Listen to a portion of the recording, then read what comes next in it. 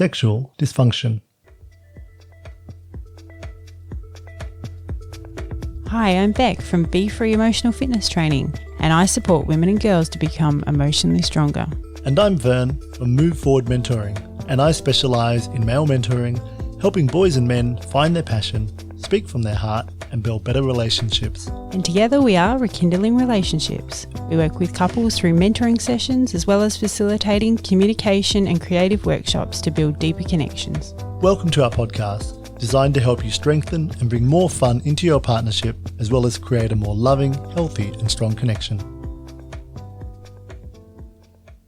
Hey everyone. Hey everyone. So today we're talking about sexual dysfunction, and this is the last of our series on 7 issues involved in intimacy, and it's probably the hardest one I feel for me to talk about, and maybe for you as well, because it's more medically based, isn't it? I think it is. I mean, sometimes with sexual dysfunction, it can be emotional, psychologically based. So it can be based on, the fact that you're not connected, or you feel that there's something's happened in the relationship. Or you've had past trauma. There's been stuff going on in the past, yeah.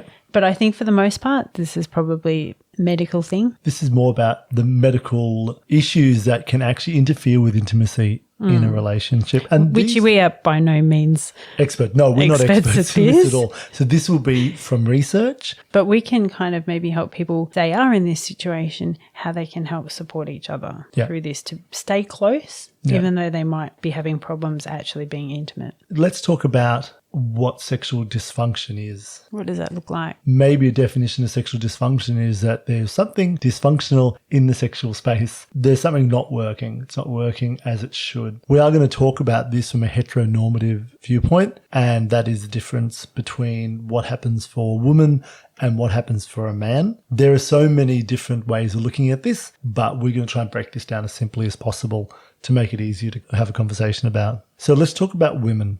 Okay, what are the types of things that can affect women? So they may be experiencing, some form of pain associated with sex. So vaginal pain? So that could be pain. It could be sexual arousal disorder. So people might be wanting to have sex but not being able to be aroused. Orgasmic disorder. So have problem achieving orgasms. These are all things which can really affect your sexual connection with your partner. And that'll also affect psychologically, I think, people's self-esteem.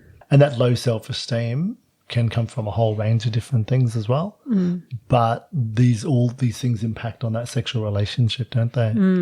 So things aren't functioning as well. I mean, for men, probably the most common people would have heard of are things like premature ejaculation, which we've spoken about. But erectile dysfunction is also quite a common one for older men. So men in their probably 40s, 50s and up. But it can also affect men who are younger, who drink a lot or smoke or have a whole lot of stress. It can stop them from actually being able to achieve Not an healthy. erection. Yeah, if they've had prostate problems, they're a combination of either medical or lifestyle, which can actually impact in that space. And that also contributes to low self-image because you feel like you are unable to function in that space. Yeah, and then that affects your connection together. Things that probably affect both people are alcohol and drug abuse, if you've got infections, if you have high blood pressure and high cholesterol. So these can be lifestyle diseases because these are created by how you treat your body. Hormone imbalance. Women going through menopause. That will definitely affect that space. And these are more physical sort of things compared to psychological, where it's more about your performance or how you feel about sex, what your thoughts are about it. If you've had trauma in the past. Anxiety, stress, depression, they psychologically affect your performance, don't they? And these are things which you probably would have to go and see a doctor about. You want to go and see someone about and have a conversation with them about this thing going on. And even if you have, maybe you have seen a doctor actually and there's no answers. There are a lot of alternatives too. You could go down that path of alternative medicines. Yeah.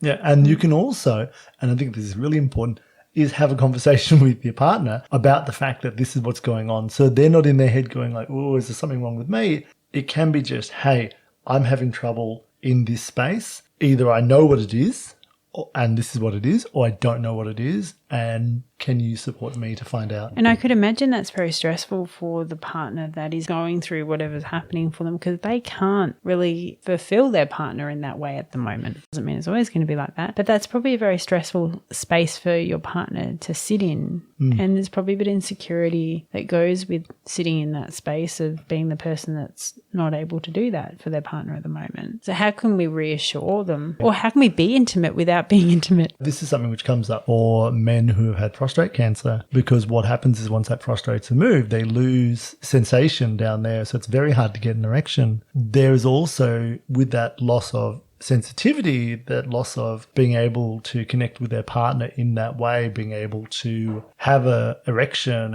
and pleasure their partner. As you said, there are other ways to do it. And this could mean using all manners of toys out there. This could mean being really gentle with each other, experiencing sexual pleasure through touch, experiencing sexual pleasure without using genitals, finding other ways to actually enjoy each other's bodies and connect with each other. Yeah, it's about being a bit more creative, isn't it? Exploring each other in a different way, but still maintaining that strong connection of intimacy that you can have, even though you might not be able to do it in a stereotypical way. That still always comes back to that conversation, doesn't it? If you're having a conversation with your partner and saying, things aren't working, I don't know what to do about it, and I'm trying, need your support, and let's work through this together.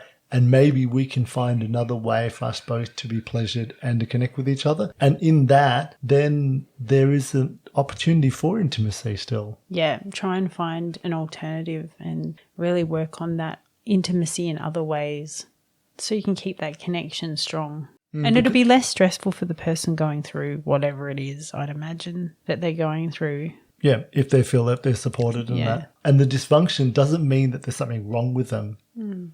They're not shamed or blamed for not being able to function sexually in that space. That the dysfunction is something which has occurred through time, and support can hopefully be healed.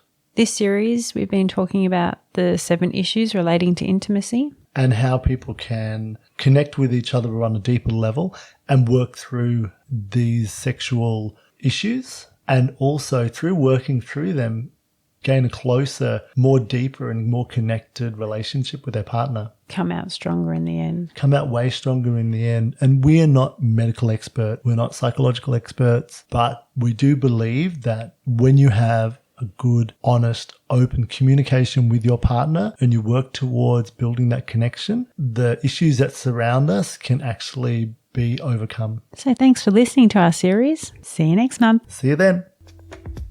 Thanks for listening. Please subscribe and follow us.